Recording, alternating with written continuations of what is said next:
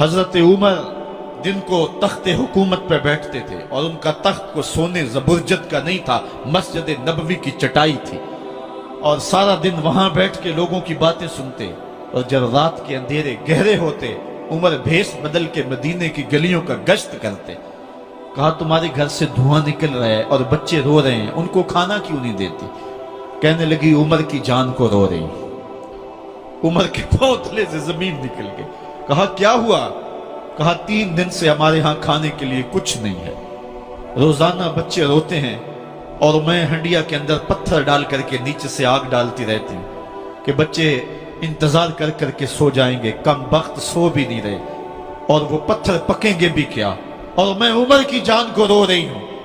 हजरत उमर का कलेजा दहलने लगा। फौरन पलटे वापस बैतुल माल में आए, घी का एक कनस्तर लिया, आटे की बोरी ली, मिर्च मसाला जात बहुत कुछ उठाया, अपने कंधे पे रखा, बोरी अपनी कमर पे लादी। उमर बैतुल माल से निकले तो आपके खादम असलम ने देख लिया, आगे बढ़ा, कहा मेरे आका मैं उठाता हूं। उमर की आंखों में आंसू है। कहा असलम कयामत के दिन मेरा बोझ उठा लोगे? कहा कयामत के दिन तो अपना अपना बोझ उठाना पड़ेगा। कहा उमर को आज अपना ही उठाने दो। हजरत उमर वो घी का कनस्तर और वो आटे की बोरी सर पे उठाए हैं और उस खातून के घर जाते हैं और दस्तक देते हैं। वो जब देखती है उसकी जान में जान आ जाती है। कहा जल्दी जल्दी आटा गूंदो, और उमर सब्जी काटने लग जाते हैं। हजरत उमर रदी अल्लाह ताला अन्हो सब्जी तैयार कर देते, उधर आटा गुंद जाता है और फिर ऊपर चूल्हा रखा जाता है, चूल्हे के अंदर आग रखी जाती है, वो खाना पकाने लगती है, आग बुझती है। तारीख ने लिखा है आग बुझने लगती है, उमर झुक करके फूंके मारता है। उमर झुक झुक के फूंके मारता है। खाना पक गया और बच्चों के सामने खाना रख दिया, बच्चे खा रहे हैं। अब बच्चे रो रो के निढाल हो चुके थे। हजरत उमर अपने हाथों को और अपने घुटनों को और अपने पांव को जमीन पे लगा के, जिस तरह बकरी का बच्चा चलता है वेड़े के अंदर, कभी इधर चलते हैं कभी इधर चलते हैं, ताकि बच्चे मुझे देख के खुश हों और दिल में कहते उमर जितना रुलाया है अब इतना हंसाना भी पड़ेगा। तो कभी उमर अमीरुल मोमिनीन, ये मैं किसी आज के जो है वो लोगों के वोटों पे मुंतखब होने वाले हुक्मरान की कहानी नहीं सुना रहा, मैं उस उमर की कहानी सुना रहा हूं जो 23 लाख मुरब्बा मील का हुक्मरान है, आधी दुनिया का बादशाह है। हजरत उमर जो है जिस तरह बकरी का बच्चा चलता है, इस तरह अपने हाथ और अपने घुटने जमीन पे टेक करके जो है वो इस तरह चलते हैं। बच्चे उमर को देख के मुस्कुराते हैं। जब बच्चे मुस्कुराने लगे तो हजरत उमर ने उस खातून से कहा बुढ़िया उमर को माफ कर दे। उसने कहा तू इतनी हमदर्दी क्यों करता है? कहा उमर बेचारा बड़ा फंसा हुआ है, फिक्र है उसको यरमूक को, फुस्तात तो हुलवान की, जब फतह है मिस्र तो तैयारी है ईरान की, आते जाते वफद से मुलाकात भी करता होगा और शब को मालूम हालात भी करता होगा, कांटों में उलझी हुई बेचारे की जान है, नींद उसको भी आती है आखिर वो इंसान है, मेरी बहन उमर को माफ कर दे। उसने कहा ना ना उमर की बात मेरे सामने न कर, कयामत का दिन होगा, उमर का गिरेबान होगा और मेरा हाथ होगा। जब उसने ये बात कही तो उमर बर्दाश्त न कर सके, बच्चों की तरह बिलक बिलक कर रोने लगे। कहा वो बदनसीब उमर तेरे सामने है, आज ही कहला जो कहना है, कयामत के दिन मुझे माफ रखना। उसने कहा तू उमर है? कहा बदनसीब उमर तेरे सामने खड़ा हूं। मेरे उमर कहते हैं अगर दजला के किनारे एक बकरी का बच्चा भी प्यासा मर गया उसका हिसाब भी उमर से लिया जाएगा। हजरत उमर निकले यरूशलेम में, एक ऊंट है एक गुलाम है, कभी वो सवार होता है कभी आप बारी मुकर्रर की है।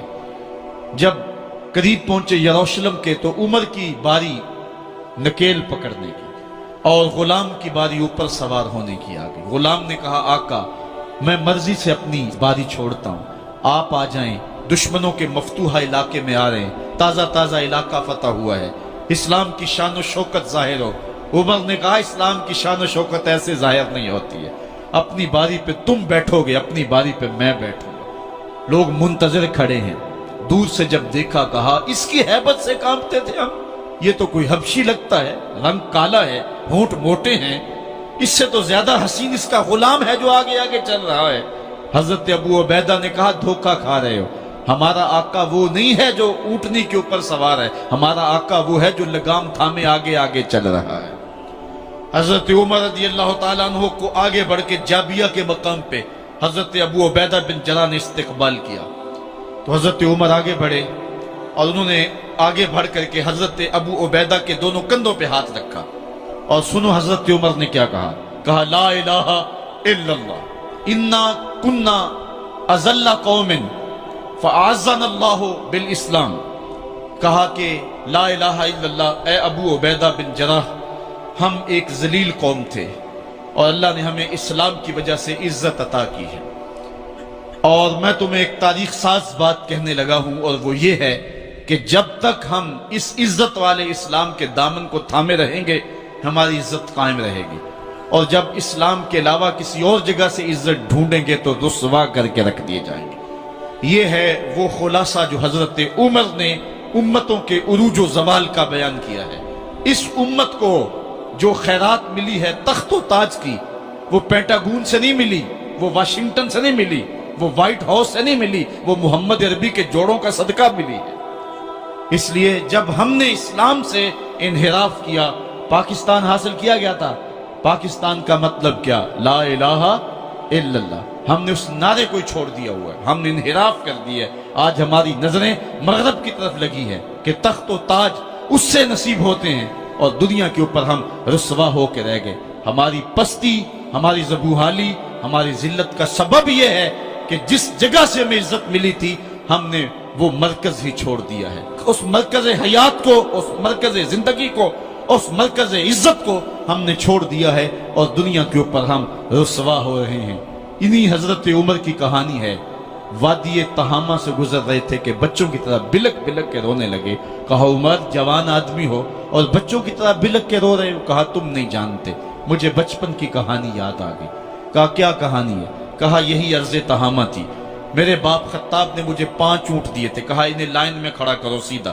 میں آگے والا سیدھا کرتا تھا، پیچھے والا ٹیڑھا ہو جاتا، پیچھے والا سیدھا کرتا، آگے والا ٹیڑھا ہو جاتا۔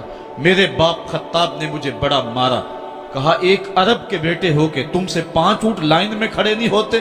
کہا ایک زمانہ عمر پہ وہ تھا کہ اس سے 5 اونٹ لائن میں کھڑے نہیں ہوتے تھے، اور آج شرق سے لے کر غرب تک 23 لاکھ مربع میل کی حکمرانی، اور انسان بھی لائن میں کھڑے ہیں۔ یہ محمد عربی کے جوڑوں کا صدقہ نہیں ہے تو اور کیا ہے؟ عمر سے تو 5 اونٹ لائن میں کھڑے نہیں ہوتے تھے۔